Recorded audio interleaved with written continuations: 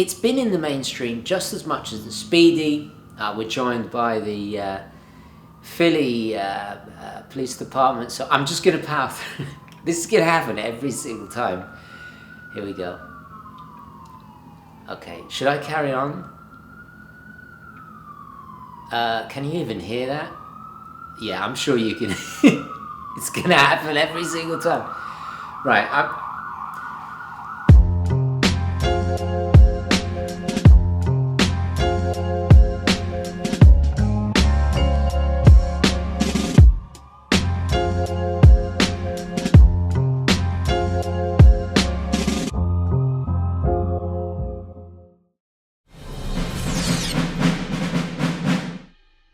Okay, hi guys, and welcome to the show. So today, another unboxing. I have indeed bought yet another Breitling, but I think once you see this, it will kind of it'll make sense. Yeah, I'm already trying to justify the purchase, but seriously, it's a watch that I kind of alluded to slightly in my Grail Goals video earlier this year. And it's a watch, well, you would have seen by the title of the video, it's a watch that I've been besotted and obsessed by. You could probably tell there's one right there. For a very long time, I wanted to share why I think it's one of the best watches to buy, especially right now. I'll do a quick wristwatch check wearing the Tudor Submariner on a Bond-style NATO. So without further ado, let's change perspectives. Have a look at the unboxing, and then I'll come back and discuss the watch. Little bit of small talk while I put on the white gloves. Yeah, I haven't done an unboxing for a while because the last watch I bought was the day date, and that I actually went into the store and then I filmed the purchasing, which of course got deleted, and subsequently made a video about that disaster. But so I haven't done a traditional, drum roll style unboxing with the white gloves for a while. And I'll do a knife check as well. Leaky is back. This is the second Leaky, which because obviously I lost the first one, the Ken Onion design. Love this knife. This knife has been an absolute trooper, and look how little wear there is on the blade. It's still pristine and solid. Love this knife. The grippy, the Griptilian, the benchmark, Benchmade, or whatever it is, that is in my EDC, so this one is kind of being assigned to unboxing duty, or desk duty, I guess. Anyway, a little bit nervous because well, yeah, buying vintage watches is never, it's always a bit nerve-wracking, especially when you're not dealing with or established dealers or whatever. It's always a little bit of a risk. And we are joined, as always, by the Philly Police Department. So the video is now complete. And he did send an email saying, do not panic about the G-Shock box, because this, of course, is not a G-Shock. It is a Breitling, but I'm glad he said that, because otherwise I would be absolutely panicking right now. But he just said it's the best thing to ship a watch in, which I have to agree, The tin is difficult to destroy, and then of course you have the foam interior. Right, well, the moment of truth. Yeah, a little bit nervous, but let's get on with it. Drum roll, please.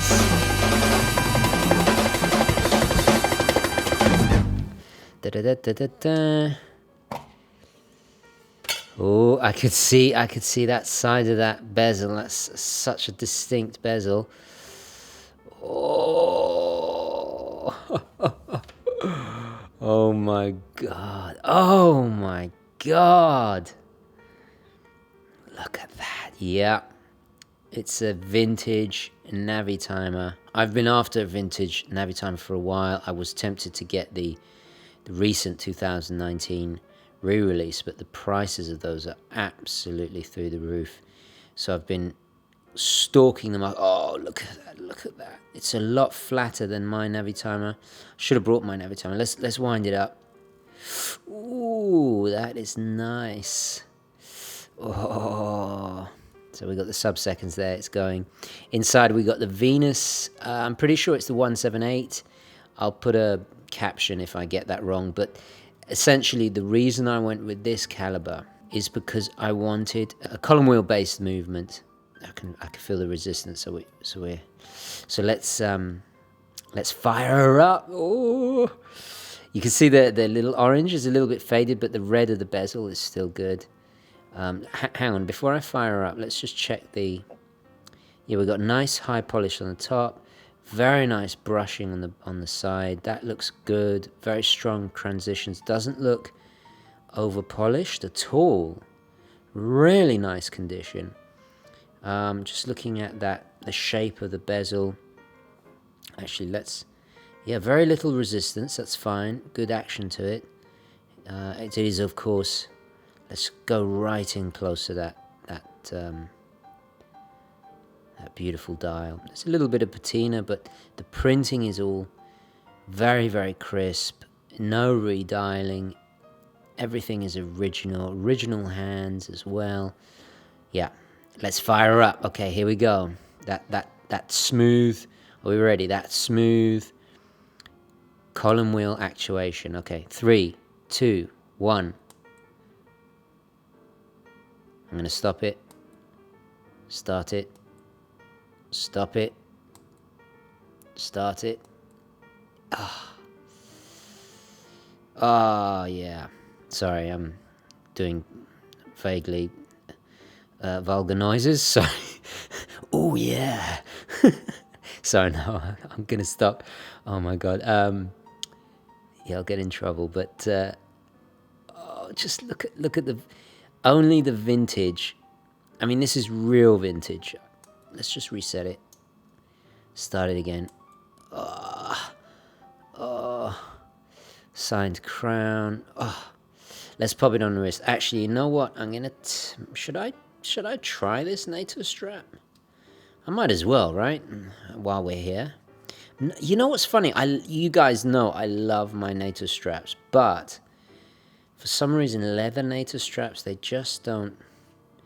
Oh, look at that! It's so much thinner. I mean, it's still a big watch, but these were supposed to be big. They were big, a bit like Panerai, a bit like Doxa. You know, some watches were designed to be big before the trend, and actually that fits me very nicely because I've got a 6 1/4 inch wrist. Gorgeous, gorgeous, gorgeous, gorgeous. Really chuffed with that. All right, cool. Let's take it back to the studio. Hold on, I'll do the customary finger snap. So a couple of days have passed, and I'm pleased to report it's performing admirably, considering its age, of course. Especially impeccably well on the nightstand. On the wrist, there is some slight positional variation in its accuracy, but on the whole, it's performing very, very well. So I'm happy and relieved about that. I tested the chronograph function, so everything's fine. I've since put it on a Rios strap. I have reviewed it, have a look back in my strap videos. Wonderful handmade from Germany, handmade in Germany. Substantial, beautiful, almost like a kind of faux bunt style, but not quite, because obviously it's, you know, just the usual typical strap. It's not the one piece like a bunt, but it gives that feeling with that massive tapering. Anyway, this is not a strap video. We're trying to discuss the Navitimer. So I scribbled down some notes, and it's quite interesting. So there's 5 reasons why I think Navitimer is the best watch to buy right now. So number 5, the cultural impact. One of my heroes, Miles Davis, was a Navitimer guy. Herbie Hancock. Another one, Kurt Russell wears one. He's a pilot as well, an aviation enthusiast. When he's not slaying the thing in the Arctic or being a really cool cowboy in Bone Tomahawk, or you know, all the he's an amazing actor. I did a post about his Navitimer on the Instagram, incidentally. But it also featured in the 1965 Bond movie thunderball, which is kind of forgotten about. Okay, so there were two Breitlings in that movie. The one that Sean Connery famously wore, which was the top time that was modded with that huge structure thing on top of it. But then there was another Breitling, and it was a Navitimer, and it was used as a plot device. It belonged to the pilot that I think Spectre had tried to replace. I'll include this shot. There's a very cool shot. In fact, actually, that was part of the inspiration for me going with this particular model, because I believe it's a very similar reference, obviously being slightly older, but it has the 12 at the top, just like this. It's kind of a Bond watch, okay, Bond didn't wear it, but it is in a Bond movie, so that's very, very cool indeed. But also, you know, as you've seen with my Cosmonaut, it went to space. I think that's a huge, you know, culturally important, momentous occasion. Before the Speedmaster, it was the first Swiss wristwatch to be deliberately designed for space exploration. The 24-hour dial, I know it takes a little bit of getting used to, because, and the reason is because up in space, you don't know when it's day or night, so it's a very useful information for the astronaut. Right up until this day, you know, we saw one not so long ago, a couple of years ago, pop up in House of Cards, the Doug Stamper watch. Okay, number 4, it has to be, and this is a word typically used by watch salesmen, but for lack of a better expression, the romance that the Navitimer has. For me, it's synonymous with the early jet age, but principally post-war period where transcontinental travel was beginning to expand. It's an age of adventure. There weren't computers and sat-nav and all the rest of it. This was an age where men depended on their wristwatch, and the Navitimer was a wrist-top computer. It really was, used to make calculations using that hugely important, world-changing slide rule bezel. When I look at it, I think of that kind of, it is a more romantic age, it's a more elegant age. There's a verisimilitude about that it translates into the Navitimer. Yeah, and I get that even with the new ones. Okay, number 3 has to be Breitling's technical achievement and their highly underrated innovations of the chronograph. The Navitimer has that inherently because it is Breitling's greatest chronograph, their most popular, the one they're most well known for. But I think people rarely forget how crucial, that's the better word, Breitling were to the development and defining the chronograph as we know it. When Leon Breitling started the brand way back in the late 1800s, his emphasis was always chronograph, and he was always pushing that. In fact, they made something like 100,000 pocket watch chronographs, which was a staggering amount, and that expertise carried on into the turn of the century, where they were pioneering the chronograph. I'll give you some examples. In 1905, they were the first to patent the tachometer and pulsometer scales. In 1915, Gaston, Leon Breitling's son, introduced the first separate pusher at the 2 o'clock position. And this really revolutionized things. And they kept on innovating. In 1934, they introduced the world's first second pusher at the 4 o'clock. These are things we rarely take for granted. And it caused quite a stir. Up until that point, this was unheard of. And ever since that, it was a trendsetter, you know? Everybody does it now. We don't even think about these things. And in 1936, they introduced the first chronograph wristwatch, specifically designed for pilots. And that, over the years, now I have discussed the history of especially the Navitimer and Breitling's chronograph in a separate video, so do check that out. But this evolution led to the development in the 1940s of the chronomat, which very much was the precursor of the Navitimer, the genesis, you could say, of the Navitimer. That was smaller, 38 millimeters, but then it was the first time we saw the sliding rule bezel. Then in 1952, they took that, made it bigger, obviously more legible and way ahead of its time. I mean, it was 41 millimeters. That was huge for that era. I mean, we don't blink twice nowadays. And they perfected and refined this slide rule deliberately to make computations and calculations for flight. So all of these things are present in the Navitimer. It's the culmination of, you know, a brand that was so fundamental to the development of the chronograph, but then also, again, for the development of the aviation pilot's chronograph. So for me, and I've said it before, it's the ultimate aviation chronograph. It's the greatest. And they haven't stopped. I mean, now they do rattrapante, or rattrapante if you want to say it correctly, which I've reviewed.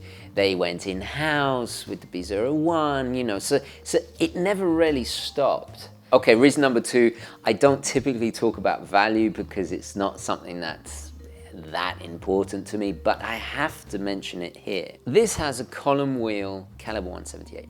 Try and find a Speedmaster with a 321 that has a column wheel. Try and find one of those for under 10,000. Very, very difficult to do, but yet you still can find a vintage model like this. Great condition. Okay, I'll be a little bit vulgar, I'll talk about money. I paid, I think it was just under 4 for this. For my Cosmonaut, I paid only a fraction over 3 grand, and it was mint condition with bracelet. It was absolutely pristine. Again, has a manual wind Lemania base. Okay, it's a modern 90s, late 90s version, but it's COSC certified, you know, and that is a great advantage you get with, as standard with all modern Breitlings. All their mechanical watches are now COSC. The value really is there. Another thing we should also add is there's the Zinn versions, which, you know, if you watched my history of the Navitimer, it would have explained it's not a homage. They actually own the rights when Breitling were going through a bit of a bad era there. Those are even more accessible. You can pick those up for under 3 grand, and for all intent and purposes, they are Navitimers. Okay, yes, they don't have Breitling on the dial, but they are Navitimers nonetheless, in my opinion. As of now, 2019, I think it's one of the best value luxury iconic watches out there. I really do. And this is going to certainly go up in price. I mean, I took a gamble. I had to sell my blue Navitimer because I'm trying to reel it in. I'm trying to impose some kind of self-discipline. Right now it's blood in, blood out. I just simply can't buy everything I want. Having said that, I have stated in earlier videos that the Navitimer is one of those watches that I could quite happily just collect many versions of. But I think the Cosmonaut is the contemporary Cosmonaut, and this is a wicked duo to have. It was a bit of a risky move because I sold the blue one before I got that, but I knew eventually, I was watching and very patient, I'd get a good deal. So value, bang per buck, the Navitimer has it. Okay, number 1, the most important thing for me is the design, the aesthetic, the look of it. It's not everybody's cup of tea, or actually, to quote my friend Chris, he said it beautifully, it's not everybody's cup of espresso. So shout out to Chris. I'm going to definitely use that. But it's a timeless design. I love the precision of that dial. Yes, it's very busy, but when you, especially on this one, when you read the time, it's incredibly precise. This is a precision instrument, and you feel that care and consideration in the decades and decades that have gone into its design. So this is another reason why I wanted the vintage and something a little bit more modern. And that brings up a great point. There's so many versions out there, colors, sizes. You know, I know they went a bit crazy in the 90s and the 2000s and they exploded, but I do like where Breitling are going now. Under the new leadership of Kern, he's bringing it back to more classical, more traditional tool, unpretentious kind of aesthetics, and I really do appreciate that. The 1959 reissue of the Navitimer is gorgeous, absolutely gorgeous, but I'm not really looking to spend 12 grand when I can buy a period era correct, you know, a third of the price. Sorry, I'm talking about value. Let's go back to its design. Yeah, it does it for me. I love the aesthetic. I love the balance of the V shape to the layout, the fact it doesn't have a date, the white of the bezel in contrast to the main dial, the curves of the case. It is a big watch, but it was big before it was trendy to be big, and yeah, it's just wonderful. I love it. It makes me smile. I think the design has slightly been lost in an oversaturated chronograph market. We just forget how unique, especially when it came out, the Navitimer was, and how it set a trend. So it's inspired so many watches. You know, when we did that poll many years ago in the UGWC of the most iconic watches, the Speedy and the Sub were at the top, right? Of course they were at the top. But the Navitimer didn't really get up there. But the Navitimer predates both of them. The Speedy from 57, the Sub from 53. You know, so it doesn't get the appreciation it deserves. I even love the name, the portmanteau of navigation and timer, Navitimer. It's a perfect design to me. It's one of those classics that has an elegance. I'm definitely gonna wear this in more formal situations. It's kind of dressy. It's because it comes from that 1950s era, essentially, where, you know, I love those old posters where you see the pilots wearing them. Something I do enjoy about the modern ones is the amount of detail and complexity. Dials is something that Breitling do so well. And I think the Navitimer dial is one of the most beautiful designs in watch history, in horology of all time. I really do. That functionality, but there's a beauty to it there. Form and function just come together seamlessly well. Is this going to be my last Navitimer? No, not at all. But one thing is interesting. It killed off the Speedy for me. I don't own a Speedy anymore. Why? It's because I converted. I joined the Navitimer club, and do I miss the Speedy? Yes, yeah, I do sometimes. Do I lust after a Speedy? Of course I do. But you know what? If I had the money and I had to choose, I'd go Navitimer every time. Dare I say the underdog a little bit? Especially now, you know, Speedy Mania with the anniversary of the, you know, Apollo 11 and all the rest of it. Yeah, Navitimers, they're cool. Buy them if you can now, because I think the prices, especially in the vintage, I think they're going to explode, and God knows what's going to happen to the brand, but it's going to be interesting to see. Anyway, guys, do share in your opinion, what you think is the best value luxury watch to buy on the market right now. You know what to do. Comments, thoughts, opinions, all the rest of it down below. Thank you so much for watching. Please don't forget to like this video if you enjoyed it and found it useful. And as always, I will catch you in the next one. Okay, guys, ciao.